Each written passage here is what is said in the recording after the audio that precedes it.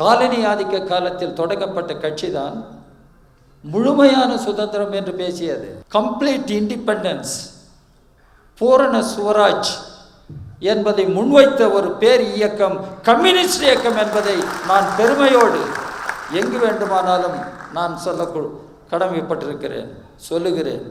கம்யூனிஸ்டுகள் தான் காலனி ஆதிக்கம் ஒழிய வேண்டும்.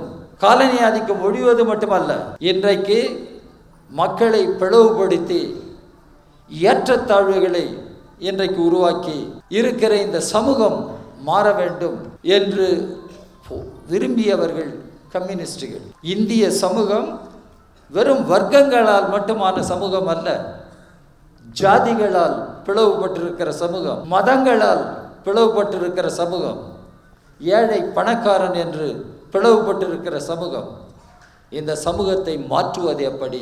இந்த கேள்வி மார்க்ஸ் காலத்திலேயே வந்தது. உலகத்தை பல்வேறு கோணங்களில் பலரும் சித்தரிக்கிறார்கள், வியாக்கியானம் செய்கிறார்கள். However, the point is to change it. மாற்றுவது எப்படி? இதுதான் மார்க்ஸ் முன்வைத்த கேள்வி.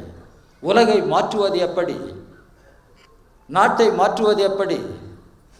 சமுதாயத்தை மாற்றுவது எப்படி? மாற்றம், மாற்றுவதற்கான போராட்டம், அதற்கான ஒரு அமைப்பு என்று வருகிற பொழுதுதான் நாம் யோசிக்க வேண்டும்.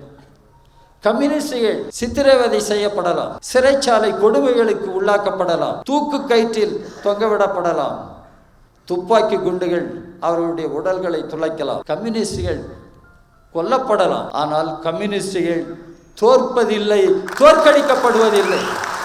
இதைதான் நாம் புரிந்து கொள்ள வேண்டும்.